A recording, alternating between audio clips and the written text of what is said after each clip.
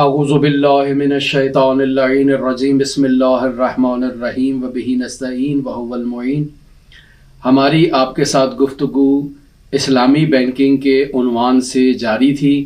ہم آپ کی خدمت میں ایسے خاص فقہی قوانین بیان کر رہے تھے جنہیں استعمال کر کے ہم مروجہ بینکنگ کو اسلامی بینکنگ میں تبدیل کر سکتے ہیں اور اسلامی اقتصادیات کے استحکام سے استفادہ کرتے ہوئے ملکی معاشیات کو مضبوط کر سکتے ہیں۔ گزشتہ 2 دنوں سے جس ایگریمنٹ کا ہم نے انتخاب کیا تھا اس کا عنوان تھا قرض ایگریمنٹ۔ عقد قرض کی تعریف ہم نے آپ کی خدمت میں کی۔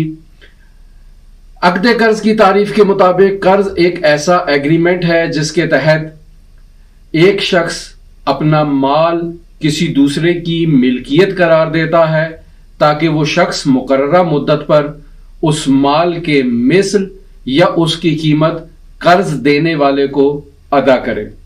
سوال یہاں یہ پیدا ہوتا ہے کہ کیا اس ایگریمنٹ سے اسلامی بینکنگ میں استفادہ کیا جا سکتا ہے؟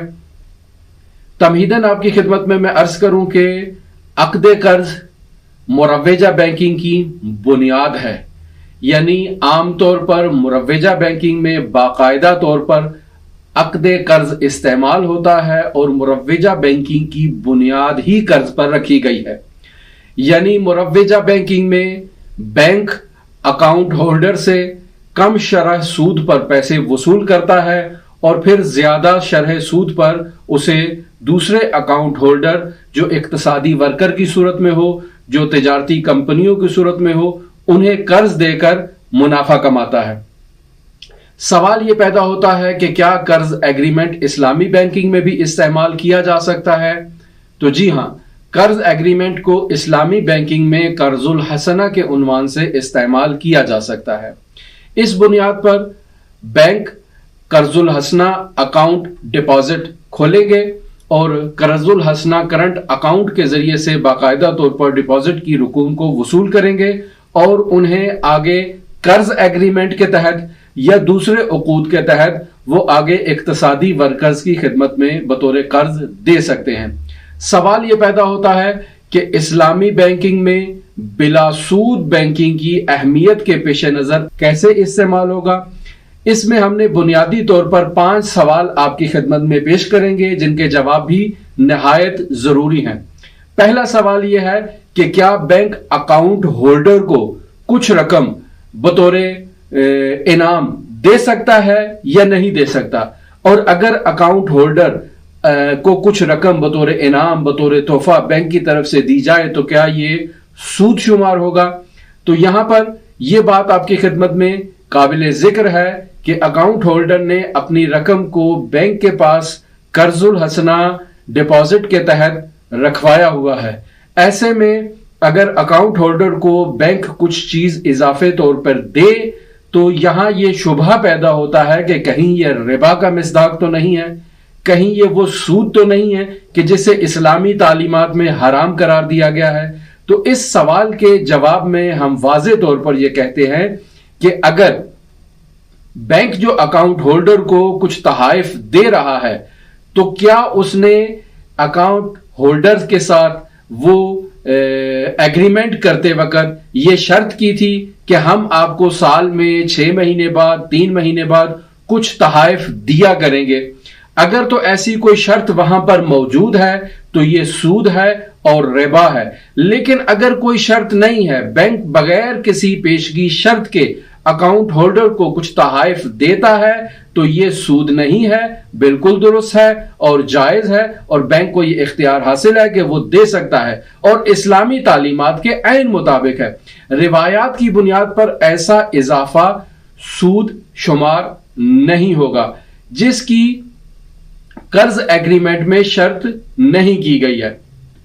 یہاں یہ سوال ایک اور پیدا ہوتا ہے کہ کیا بینک کی جانب سے قرض دینے کے عوض اس عمل کی اجرت لینا جائز ہے؟ یعنی بینک آپ کو قرض دے رہا ہے تو ظاہری بات ہے کہ قرض دیتے وقت بینک کو بہت سارے پروسیس سے گزرنا پڑے گا، بہت سارے مراحل طے کرنے ہوں گے، بہت سارے ایسے کام کرنے ہوں گے جو خود اس قرض کے لیے لازم ہیں۔ تو سوال یہ پیدا ہوتا ہے کہ کیا بینک اجرت وصول کر سکتا ہے، جسے عام اصطلاح میں سروس چارجز کہا جا سکتا ہے یا کہا جاتا ہے؟ تو جی ہاں، بینک باقاعدہ طور پر سروس چارجز وصول کر سکتا ہے۔ در حقیقت ایسی صورتحال میں جب بینک قرض ادا کر رہا ہے کسی دوسرے شخص کو، کسی اقتصادی ورکر کو، تو عمل کی صحت کے لیے اور درستگی کے لیے اسے کچھ کام کرنے ہیں۔ مثلا بینک کو باقاعدہ طور پر برانچز کھولنی ہے۔ اب وہ ممکن ہے اپنی ذاتی بلڈنگ میں برانچ کھولے یا ممکن ہے کرائے کی بلڈنگ ہو، تو ظاہر ہے بینک کو ہر مہینے کرایہ ادا کرنا ہے بلڈنگ کی مد میں۔ پھر بینک کو اپنے ملازمین کو باقاعدہ طور پر سیلری دینی ہے۔ پھر اس کے علاوہ بینک میں بجلی ہے، گیس ہے، ٹیلی فون کی سہولت موجود ہے، پانی کی سہولت موجود ہے، انٹرنیٹ کی سہولت موجود ہے، فیکس کی سہولت موجود ہے۔ یہ تمام چیزیں اس بلڈنگ کے لیے لوازمات ہیں جس بلڈنگ کو قائم کیا گیا ہے قرض دینے کے لیے۔ تو یہ قرض اسی وقت انجام پا سکتا ہے جب یہ تمام سہولیات وہاں بینک کے اوپر موجود ہوں۔ اگر بینک کے پاس یہ تمام سہولیات موجود نہ ہوں تو بینک درست انداز میں اپنے اکاؤنٹ ہولڈر کو قرض کی سہولت فراہم نہیں کر سکتا ہے۔ تو ان تمام اخراجات کو عمل اجرت کے طور پر قرض لینے والے سے وصول کر سکتا ہے۔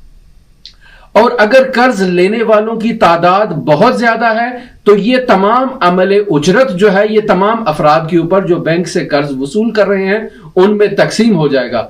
اس کی دلیل کیا ہے؟ دلیل اس کی یہ ہے کہ عمل اجرت حقیقی طور پر قرض الحسنہ سے متعلق سروس چارجز ہیں جو اضافی منفعت شمار نہیں ہوں گے۔ جب منفعت ہی نہیں ہے، کوئی پروفٹ ہی نہیں وہ لے رہا ہے اکاؤنٹ ہولڈر سے، بلکہ جو سروس اس کو فراہم کر رہا ہے اس سروس کی پیمنٹ وصول کر رہا ہے، اس کا قرض ایگریمنٹ سے کوئی تعلق نہیں ہے۔ یعنی بینک اگر 1000 روپیہ قرض دے رہا ہے تو اس 1000 روپے کے مد میں بینک نے آپ کو جو اضافی سروس فراہم کی ہے یہ اس اضافی سروس کے مد میں آپ سے رقم وصول کی جا رہی ہے، نہ یہ کہ وہ جو چیز قرض دی جا رہی ہے اس کے مد میں وصول کی جا رہی ہے۔ تو اسے دینے میں کوئی حرج نہیں ہے۔ تیسرا سوال یہاں یہ پیدا ہوتا ہے کہ اگر قرض ایگریمنٹ میں یہ شرط ہو کہ قرض لینے والا قرض دینے والے کے پاس کوئی چیز گروی رکھوائے گا، کسی کو ضامن رکھوائے گا، کسی کو کفیل کے طور پر پیش کرے گا۔ مثلا بینک آپ کے ساتھ یہ طے کرتا ہے کہ اگر آپ نے ہم سے قرض وصول کرنا ہے تو آپ کسی چیز کو ہمارے پاس گروی رکھوائیں، تو کیا یہ شرط سودی شرط شمار ہوگی؟ کیا یہ شرط کرنا بینک کے لیے درست ہے؟ تو جی ہاں، یہ شرط بینک کر سکتا ہے، یہ شرط سودی شرط نہیں ہے۔ اگرچہ اس قسم کی شرط قرض دینے والے کے لیے نفع میں ہے، یعنی میں جو بینک ہوں، میں آپ کو اگر قرض دے رہا ہوں اور آپ کے ساتھ یہ شرط کر رہا ہوں کہ کوئی چیز میرے پاس گروی رکھی جائے یا کسی کو ضامن لے کر آئیں یا کسی کو کفیل لے کر آئیں جو اس ضمانت کے اوپر قائم ہو اور میری یہ رقم جو آپ کو قرض کے طور پر دے رہا ہوں یہ مجھے واپس ملے، اس کا مجھے یقین ہو، تو یہ گویا کہ شرط جو میں رکھ رہا ہوں اس کا مجھے فائدہ ہے، نفع ہے، لیکن یہ سود شمار نہیں ہوگی اور حرام بھی نہیں ہے۔ دلیل کیا ہے؟ چونکہ یہ شرط قرض دینے والے کے لیے کوئی مالی فائدہ نہیں رکھتی ہے اور اصل قرض کے لیے ضمانت کی حیثیت ہے، سیکیورٹی ہے، تو اس سیکیورٹی پہ چونکہ کوئی مالی فائدہ نہیں ہے اور ضمانت ہی ضمانت ہے تو اس میں کسی قسم کا کوئی شبہ نہیں پایا جاتا، یہ درست ہے۔ البتہ یہاں پر یہ چیز میں ذکر کرتا چلوں کہ اگر بینک آپ سے کوئی چیز ضمانت کے طور پر یا گروی طور پر یا رہن کے طور پر آپ سے کوئی چیز لے رہا ہے تو اسے اس چیز میں استعمال کرنے کا حق حاصل نہیں ہے۔ اگر وہ اس ایگریمنٹ میں یہ شرط کرتا ہے کہ مجھے اس چیز کو استعمال کرنے کی اجازت دی جائے تو یہ قرض کے اوپر ایک اضافی فائدہ ہے جو سود ہے اور حرام ہوگا۔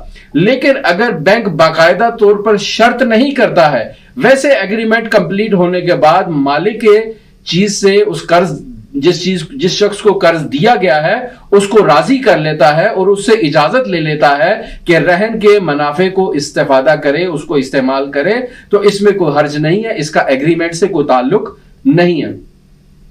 چوتھا سوال یہاں یہ پیدا ہوتا ہے کہ کیا منافع کی بڑی رقم سود ہے یا ہر قسم کا فکس منافع سود شمار ہوگا؟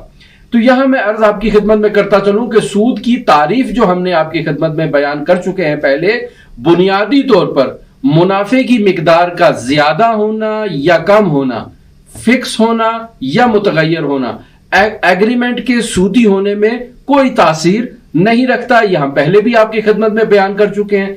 मुमकिन है किसी कर्ज एग्रीमेंट में सूद की शरह 2% हो, तो ये 2% शरह जो इसमें तायीन की गई है, इस 2% के होते हुए भी ये क्या है, सूद है और हराम है। जबकि अगर आप किसी चीज को किस्तों पर किसी शख्स के आगे फरोख्त कर रहे हैं और इफराते ज़र की बाइस वो चीज जो आप फरोख्त कर रहे हैं अकसात की सूरत में, उसमें शरह प्रॉफिट जो ली जा रही है वो 30% है, 40% है, तो ये 40% जो है ये सूद नहीं होगी। यानी 2% सूद है लेकिन 40% या 30% सूद नहीं है, चूंकि एग्रीमेंट मुतफावित हैं। तो यहां पर इस चीज की तरफ तवज्जो बहुत ही जरूरी है।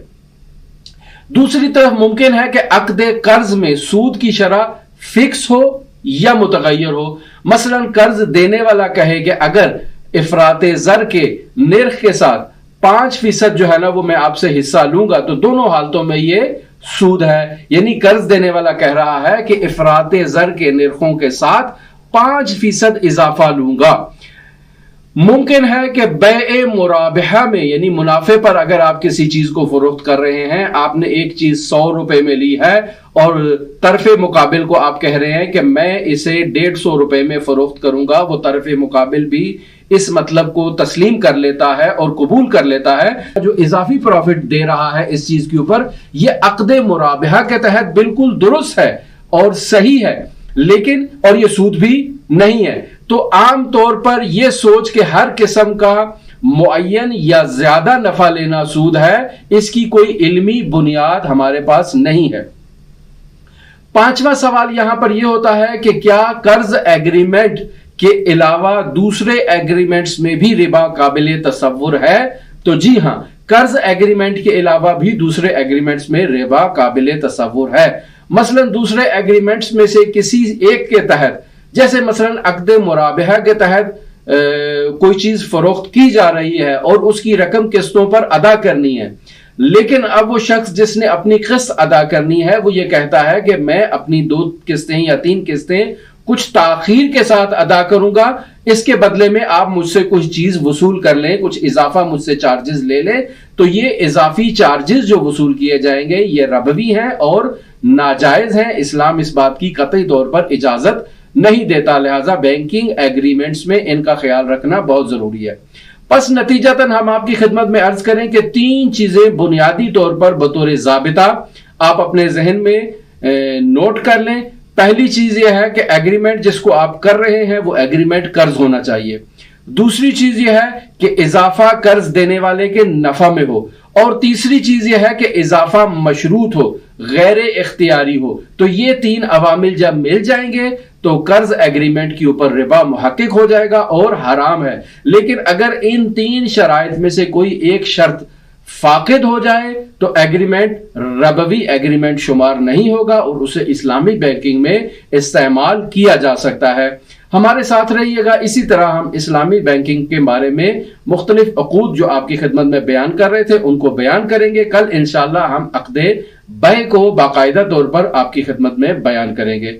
नहायत शुक्रिया। अल्लाहुम्मा सल्ली अला मुहम्मद व आले मुहम्मद व अज्जिल फरज।